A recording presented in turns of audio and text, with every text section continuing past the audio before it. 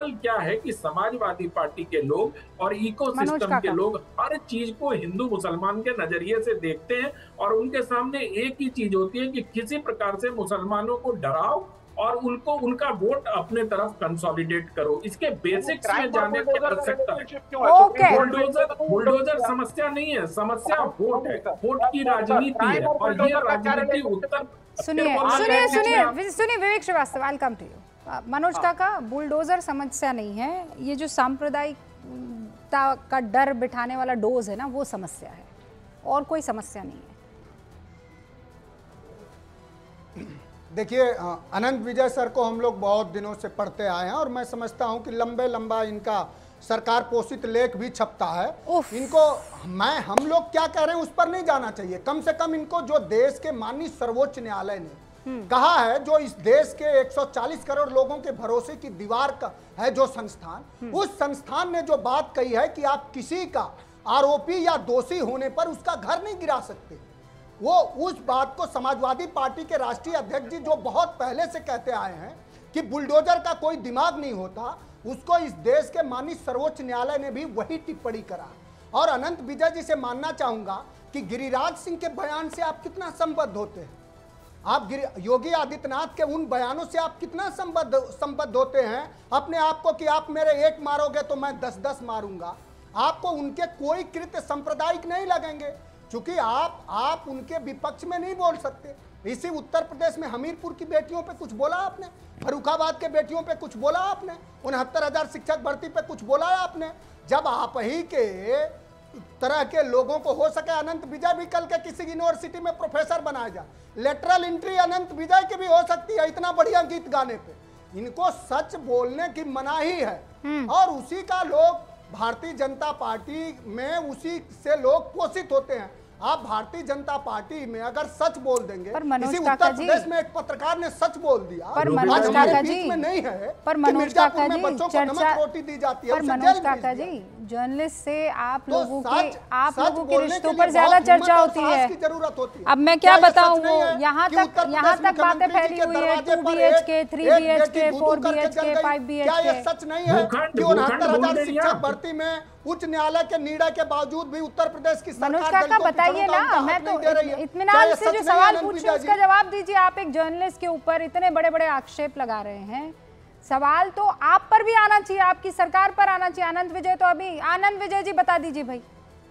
मैं तो सिर्फ इनसे ये जानना चाहता हूँ, एक तो गलत बात आपने ये किया, कोई भी बहन इस तरह से अपने भाई के साथ व्यवहार नहीं करती कि सार्वजनिक रूप से उनके सामने तथ्य रख दे और उनको झूठा साबित कर दे। आपने मनोज भैया को आज क्रोधित कर दिया, वो इतने आवेश में आ गए कि सारे तथ्य भूल गए और उल जलूल बातें कर रहे हैं, तो इनको आवेशित आपने शुरू से कर दिया। तो मैं सिर्फ इतना कहना चाहता हूँ कि पत्रकारों पर अगर उंगली उठाएंगे तो भैया मनोज जी, आपके जमाने में 2012 में 2012 से पहले 2007 से पत्रकारों को क्या क्या सुविधाएं, क्या क्या लाभ दिए गए, आपको याद होगा अमर सिंह जी के मनोज जी सुनिए ना, आप इतने बड़े बड़े आरोप लगा रहे थे। अनंत विजय जी मुस्कुरा कर सुन रहे थे।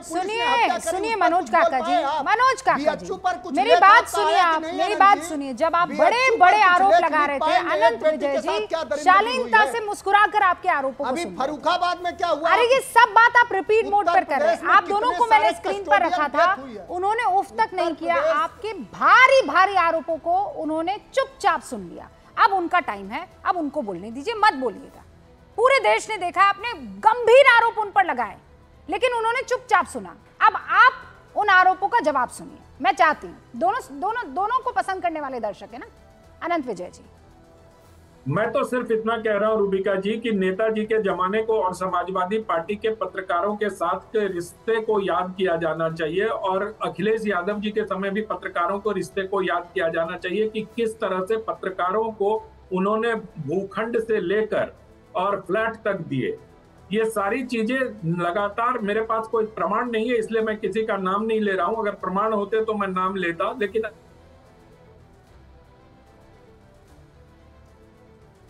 फ्रीज हो गए सर आप।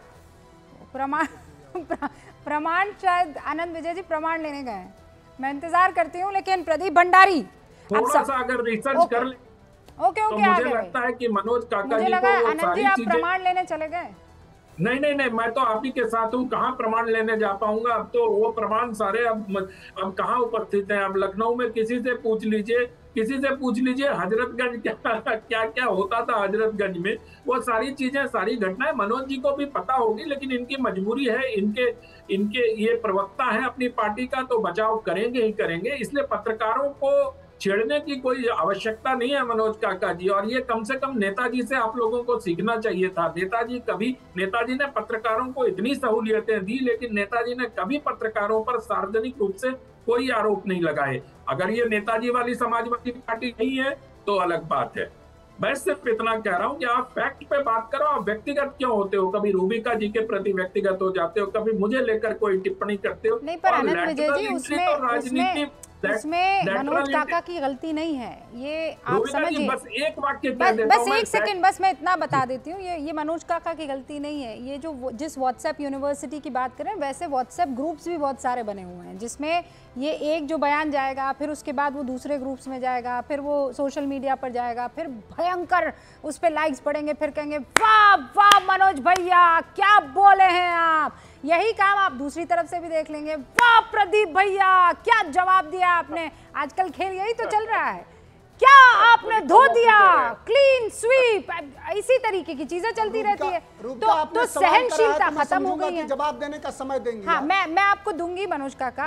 आरोप प्रत्यारोप वाला राउंड ओवर हो गया है। अगर आप इजाजत दें तो मैं एक बार एक राउंड जो है वो विवेक जी और प्रदीप भंडारी का भी ले लूं, है ना? एक राउंड वो भी भाई, सारी वाहवाही आप दोनों ले जाएंगे। वाह आनंद जी, वाह मनोज जी। अब थोड़ा सा ये मौका प्रदीप जी और विवेक जी को भी दीजिए ना। वाहवाही नहीं चाहिए मुझे, बस एक सर आपको नहीं चाहिए, पर आप समझिए ये माहौल आजकल ऐसा हो गया है कि एक वाक्य बोलने की अनुमति दे दीजिए। अच्छा ठीक है, बोल लीजिए आप। मैं सिर्फ इतना कह रहा हूँ कि मेरी लेटरल एंट्री कराना चाह रहे थे, बहुत बहुत धन्यवाद इनको, मनोज जी को, कि मेरी लेटरल एंट्री करा दें। लेकिन राजनीति में किनकी लेटरल एंट्री हुई है, ये अगर शिवपाल जी से पूछेंगे तो बहुत अच्छी जानकारी आपको मिलेगी। अब 30 सेकंड में जवाब देना ही पड़ेगा मनोज काका, 30 सेकंड। फिर उसके बाद प्रदीप भंडारी। देखिए हम लोगों ने तो जो पढ़ा था कि देखिए दरबार के बहुत से लोग दरबारी कवि हो जाते हैं पत्रकार होते होते। अनंत विजय सर से मेरा व्यक्तिगत कुछ नहीं है, इनको बस यही कह रहे हैं कि इनके में भी लग रहा है दिल बचा नहीं है। क्योंकि दिल उन लोगों में अगर होता तो उत्तर प्रदेश के अभी फर्रुखाबाद में 69,000 शिक्षक वर्दी पर, बेरोजगारी पर, उत्तर प्रदेश के हर गांव का किसान हल्कू जैसा मजदूर हो गया। मैं तो कह रही हूँ दिल होता, पशुओं को छुट्टा